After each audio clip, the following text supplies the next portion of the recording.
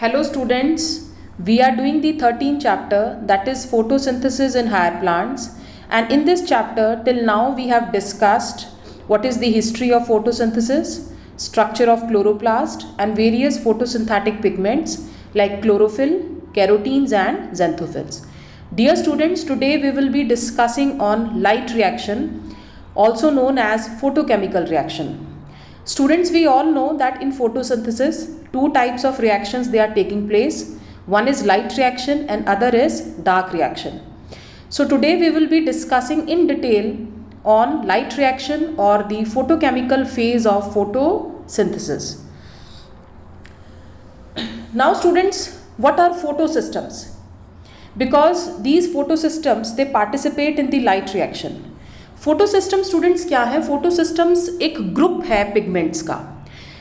Plants में जितने भी फोटोसिंथेटिक पिगमेंट्स प्रेजेंट हैं they are present in a group and this group is known as what? Photosystem. Photosystem it is of two types, photosystem 1 and photosystem 2, and they are named in the sequence of their discovery. What does it means? That PS1 जो है photosystem 1 पहले discover हुआ है, as compared to PS2 it is discovered later. And each photosystem it has a chlorophyll A and accessory pigments.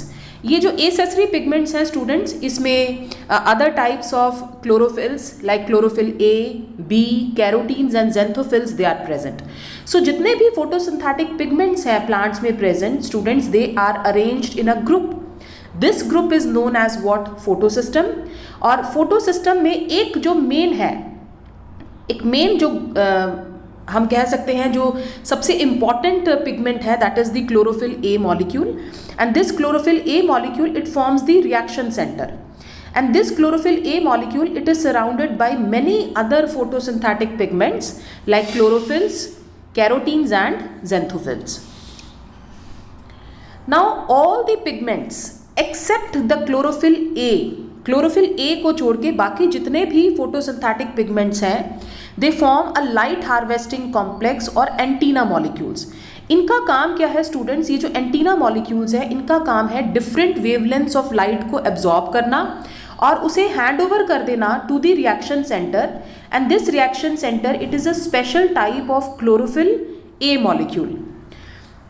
We all know that chlorophyll A that is known as primary photosynthetic pigment. Why it is known as primary photosynthetic pigment? Because इसी ने light energy को convert करना है into chemical energy. But chlorophyll A जो है that alone it is not enough to do this process.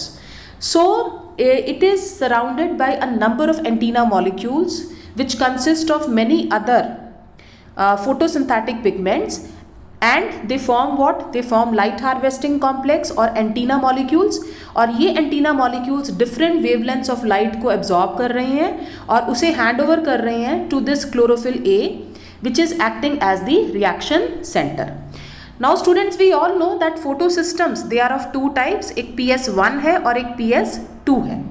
Now जो PS1 है students, उसका जो reaction center है, मतलब जो chlorophyll A molecule है जिसने प्राइमरी फोटोकेमिकल रिएक्शन करवाना है, तो ये जो रिएक्शन सेंटर है chlorophyll A it absorbs light at 700 nanometre. So it is known as P700. So PS1 जो है उसमें जो रिएक्शन सेंटर है that is absorbing the light at 700 nanometre. Whereas PS2 में जो रिएक्शन सेंटर है it is absorbing the light at 680 nanometre. So PS2 that is also known as P680 और PS1 जो है that is known as P700. So you should remember this that photosystems they are of two types. Photosystems group हैं photosynthetic pigments के and they consist of a reaction centre. एक बीच में reaction centre है. ये reaction centre जो है वो एक स्पेशल टाइप का क्लोरोफिल ए मॉलिक्यूल है and this reaction centre that is surrounded by a number of antenna molecules. In antenna molecules का काम क्या है? इन्होंने अलग अलग वेवलेंथ्स ऑफ लाइट को एब्जॉर्ब करना है और अल्टीमेटली उसे किसे हैंड ओवर कर देना है? To the reaction centre which is the chlorophyll A. PS1 में जो रिएक्शन सेंटर है it is absorbing the light at 700 nanometre और PS2 में जो रिएक्शन सेंटर है it is absorbing the light at 680 nanometer. So this is all about the two types of photo systems. Now students, we will discuss about light reaction, and light reaction that is also known by the name photochemical phase of photosynthesis. So what happens in light reaction, students? We all know that photosynthesis, it consists of two stages. One is light dependent stage, which is also known as light reaction, और दूसरी क्या है, light independent stage है, जो कि directly light के ऊपर dependent नहीं है. इसको हम डार्क रिएक्शन कहते हैं या बायोसिंथेटिक फेज कहते हैं. और जो लाइट रिएक्शन है उसमें आगे दो प्रोसेस हो रहे हैं स्टूडेंट्स. एक है साइक्लिक फोटोफॉस्फोराइलेशन और दूसरा है नॉन साइक्लिक फोटोफॉस्फोराइलेशन. साइक्लिक और नॉन साइक्लिक फोटोफॉस्फोराइलेशन में स्टूडेंट्स हम देखेंगे कि एजिमिलेटरी पावर सिंथेसाइज होंगी, जैसे कि एटीपी और NADPH प्लस H पॉजिटिव. और डार्क रिएक्शन में यही पावर्स यूज होंगी to fix carbon dioxide into glucose. So light reaction में क्या हो रहा है स्टूडेंट्स? लाइट रिएक्शन में एजिमिलेटरी पावर्स बनती हैं. ये एजिमिलेटरी पावर्स क्या हैं? ये एजिमिलेटरी पावर्स है ATP and NADPH plus H positive. और डार्क रिएक्शन में यही पावर्स यूज होंगी कार्बन डाइऑक्साइड को फिक्स करने के लिए into glucose molecule. Okay students, so next, now light reaction student that is also known by the name hill reaction. और light reaction में हो क्या रहा है? फोटोफॉस्फोराइलेशन हो रही है. Phosphorylation means synthesis of ATP. Photo means in the presence of light.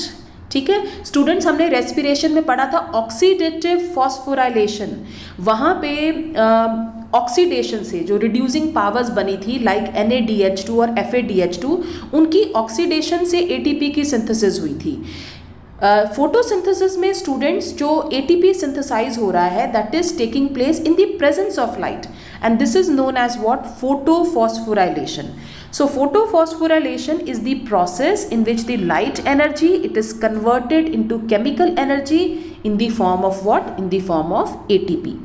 Light reaction पहला स्टेप है फोटोसिंथेसिस का, जो कि ग्राना पार्ट में हो रहा है. स्टूडेंट्स, मैंने तुम्हें बताया था when I have done the structure of chloroplast कि जो ग्राना पार्ट है वहाँ पे लाइट रिएक्शन हो रही है और जो स्ट्रोमा पार्ट है वहाँ पे dark reaction that is taking place.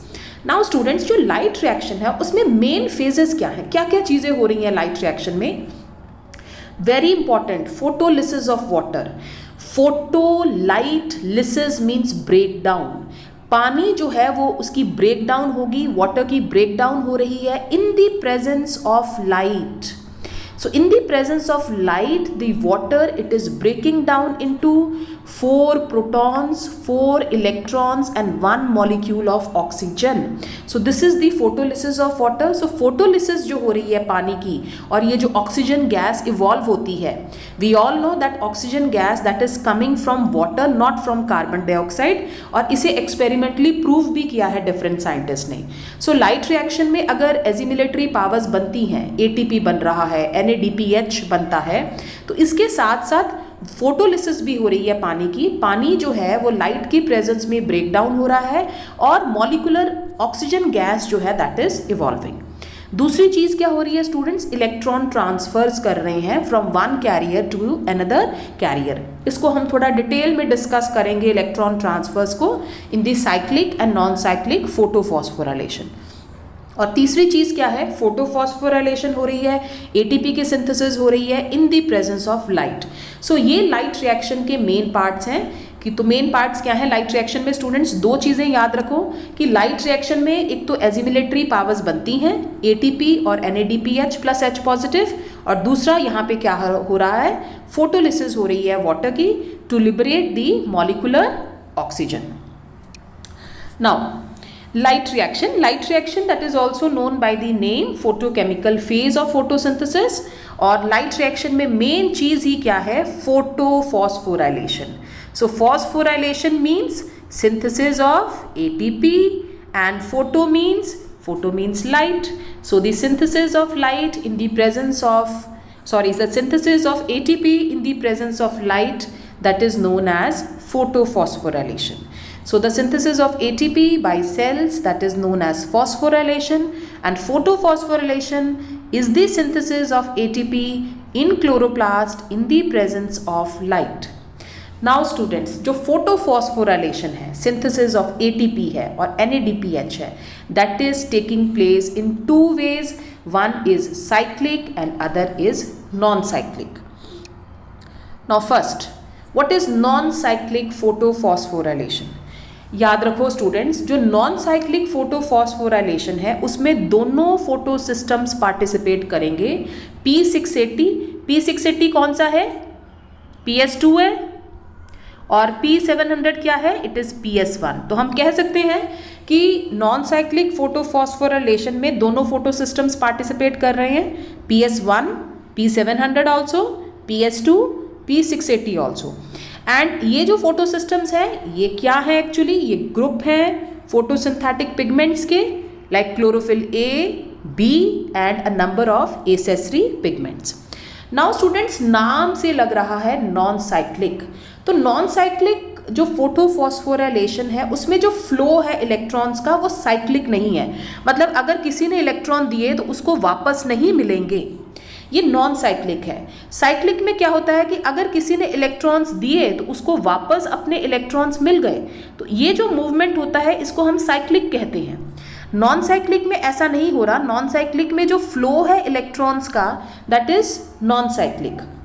Means अगर कोई इलेक्ट्रॉन अपने डोनेट कर रहा है, it is not getting the electron of its own, it is not getting back its own electrons. So this is the non-cyclic. So non-cyclic में flow electrons का non-cyclic है. non-cyclic में और क्या खास बात है? non-cyclic में photolysis हो रही है water की और molecular oxygen gas evolve होता है. So बहुत important points हैं students कि non-cyclic में दोनों photo systems participate करते हैं. important points कौन से हैं students? कि नॉन साइक्लिक में दोनों फोटो सिस्टम्स पार्टिसिपेट कर रहे हैं.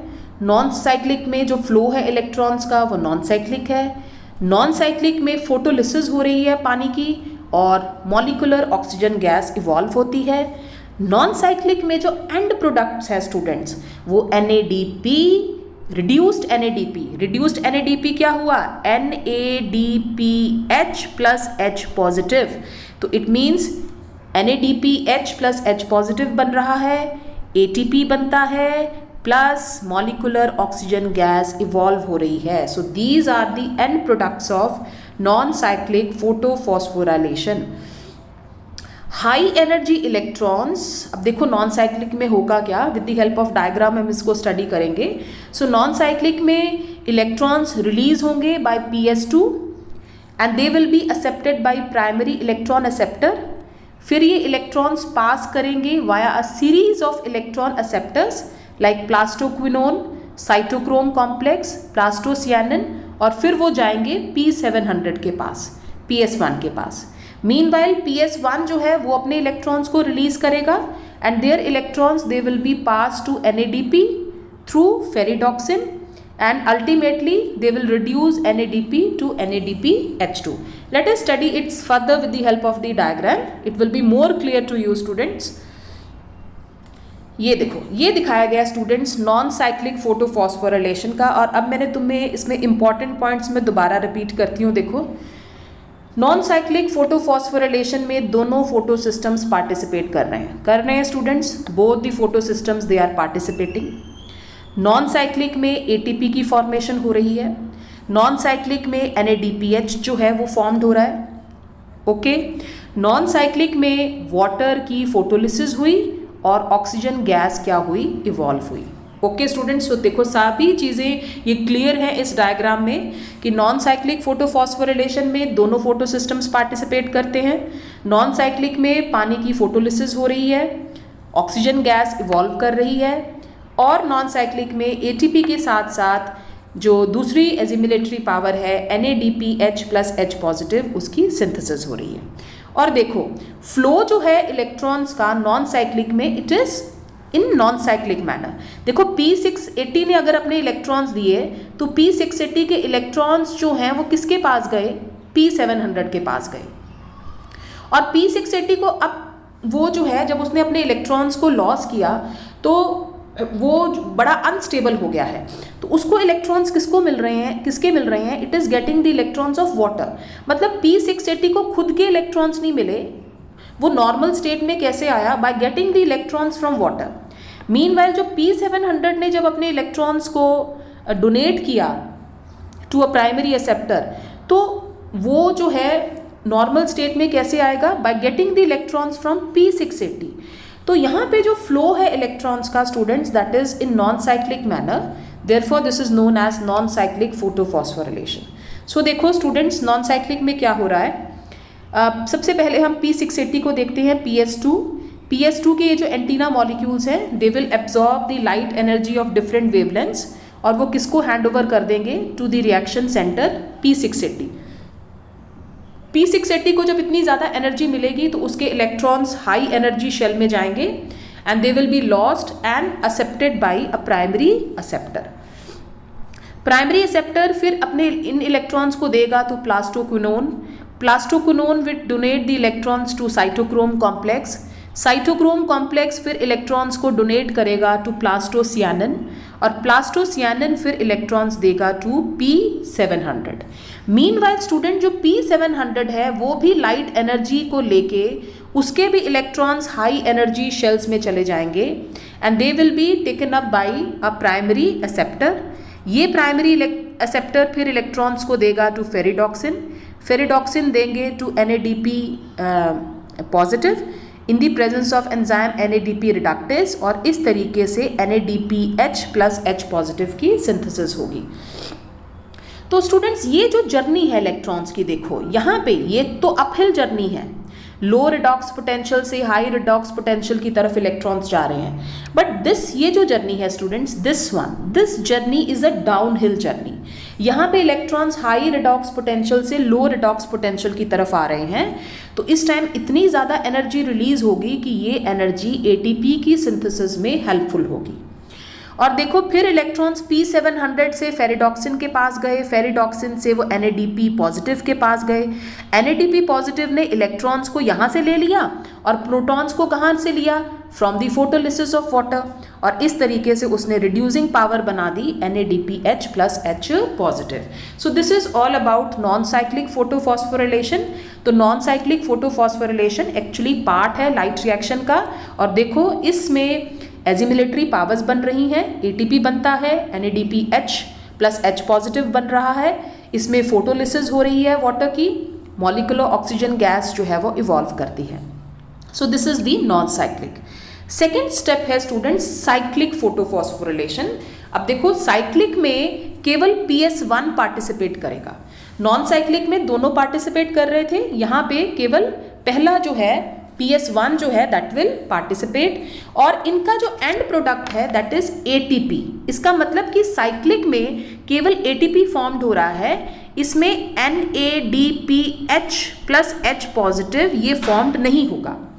तो साइक्लिक फोटोफॉस्फोरिलेशन स्टूडेंट्स उस टाइम स्टार्ट होती है प्लांट्स में जब प्लांट्स को एनफ कार्बन डाइऑक्साइड गैस नहीं मिल रही, और जब प्लांट के अंदर बहुत ज़्यादा NADPH प्लस H पॉजिटिव इकट्ठा हो गया है, तो अब प्लांट जो है वो NADPH plus H positive synthesise नहीं करना चाहता, तो it will switch over to cyclic photophosphorylation. तो साइक्लिक फोटोफॉस्फोरिलेशन में NADPH प्लस H पॉजिटिव की सिंथेसिस नहीं होगी, there will be formation of ATP only, और इसमें एक ही फोटो सिस्टम पार्टिसिपेट कर रहा है PS1, और जो इलेक्ट्रॉन्स की जर्नी है वो साइक्लिक मैनर में हो रही है। मींस PS1 अगर अपने इलेक्ट्रॉन्स को लॉस कर रहा है, it is getting its own electrons. So ये भी हम डायग्राम की हेल्प से स्टूडेंट स्टडी करते हैं। सो देखो ये स्टूडेंट दिखाया गया है साइक्लिक फोटोफॉस्फोरिलेशन। सो साइक्लिक फोटोफॉस्फोरिलेशन में देखो PS1 पार्टिसिपेट कर रहा है, P700 लाइट एनर्जी को जब एब्जॉर्ब करेगा उसके इलेक्ट्रॉन्स जो है वो एक्साइटेड स्टेट में जाएंगे and they will be accepted by primary acceptor. Primary acceptor से वो फेरिडॉक्सिन के पास जाएंगे, फेरिडॉक्सिन से वो प्लास्टोक्विनोन से साइटोक्रोम कॉम्प्लेक्स से plastocyanin, and they will move back to P700। Means P700 if it is losing its electrons, P700 ने अगर इलेक्ट्रॉन्स को लॉस किया तो उसे अपने इलेक्ट्रॉन्स वापस मिल गए।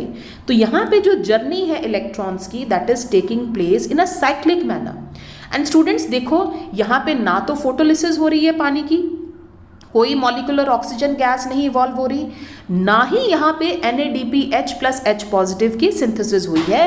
There is only formation of ATP molecule. So this is about cyclic photophosphorylation. Now what is the difference between cyclic and non-cyclic photophosphorylation? Students हमने दोनों को डिटेल में स्टडी कर लिया, अब हम इनके डिफरेंसेस करते हैं। Differences will be much more easier to you. So देखो नॉन साइक्लिक में क्या है, फोटोलिसिस हो रही है पानी की, साइक्लिक में no photolysis of water takes place. Non cyclic में दोनों फोटो सिस्टम्स पार्टिसिपेट कर रहे हैं, साइक्लिक में केवल PS1 पार्टिसिपेट करता है। नॉन साइक्लिक में electrons they are not cycled, cyclic में electrons released by PS1 they come back to PS1, so cyclic movement है इलेक्ट्रॉन्स की।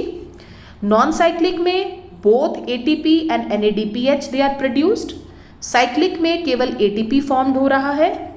नॉन साइक्लिक में ऑक्सीजन लिबरेट हो रही है और साइक्लिक में oxygen gas that is not liberated. So this is all about the differences between non cyclic and cyclic photophosphorylation. I think students now cyclic and non cyclic photophosphorylation that is clear to you. Now students हमने देखा कि ये जो cyclic हो रही है या चाहे नॉन साइक्लिक फोटोफॉस्फोराइलेशन है, there is formation of ATP।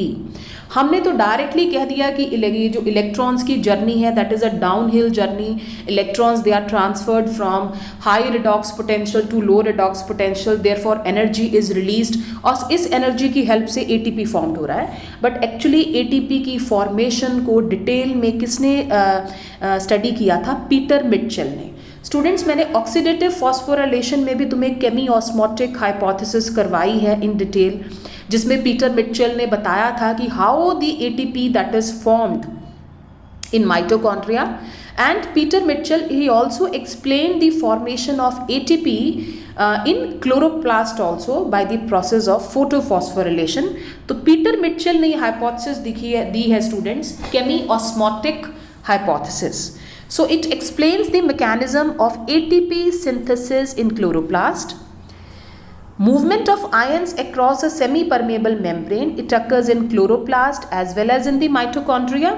और केमी ऑस्मोटिक हाइपोथेसिस के लिए वी नीड अ मेम्ब्रेन, एक प्रोटॉन पंप चाहिए, प्रोटॉन ग्रेडियंट चाहिए और बहुत इंपॉर्टेंट एंजाइम ATP सिंथेज जो कि ATP की सिंथेसिस में हेल्पफुल होगी। अब देखो स्टूडेंट्स क्या मैकेनिज्म है, how the synthesis of ATP that is taking place.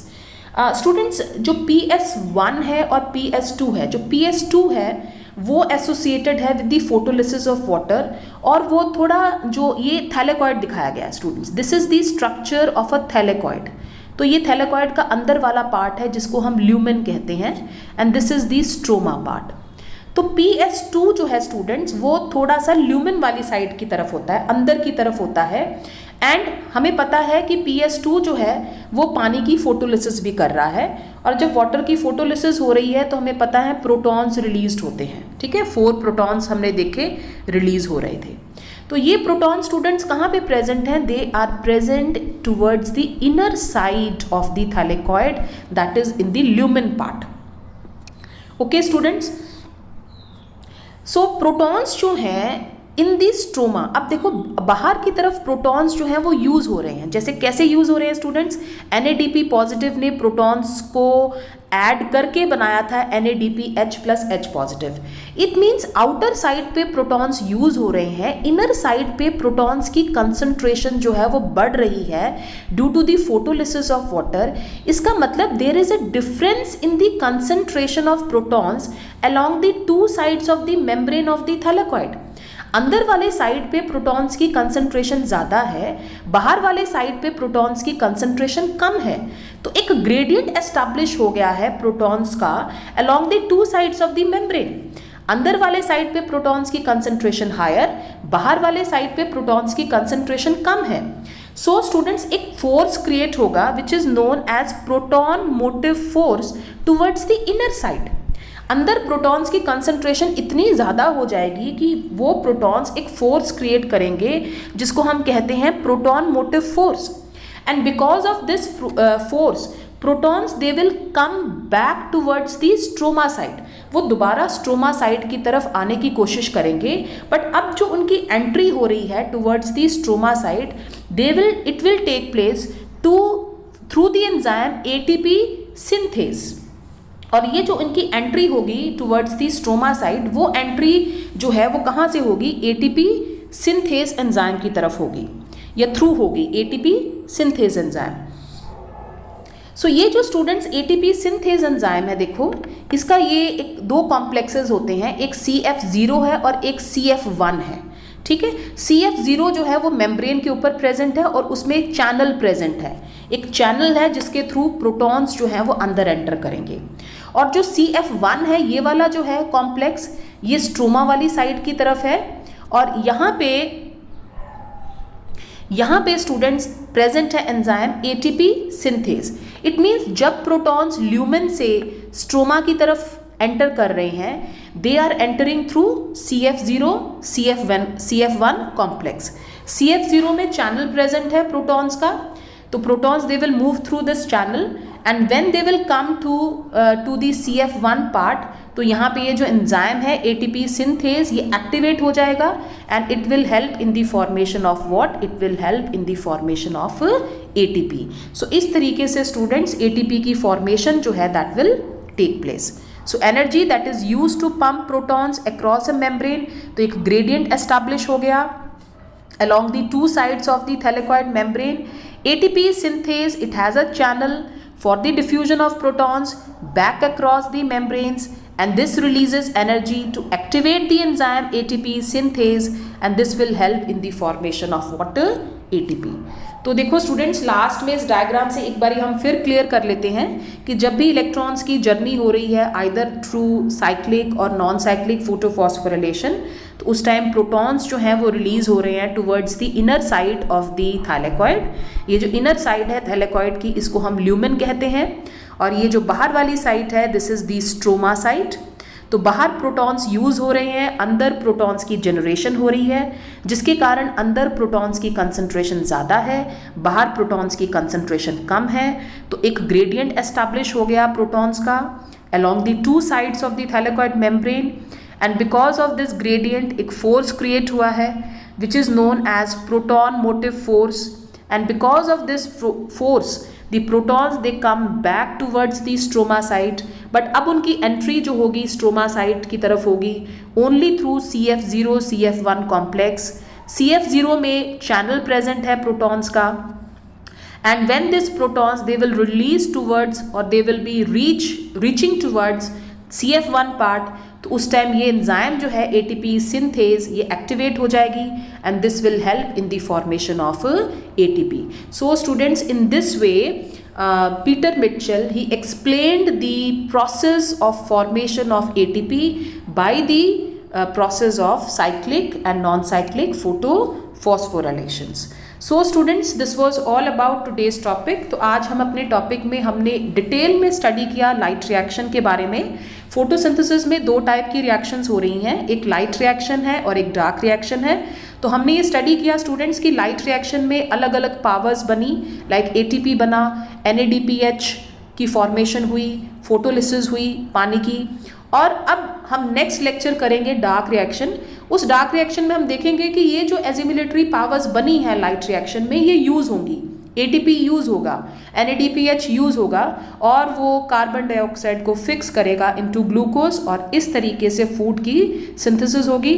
So students, I hope the topic is very well clear to you. So thank you to all.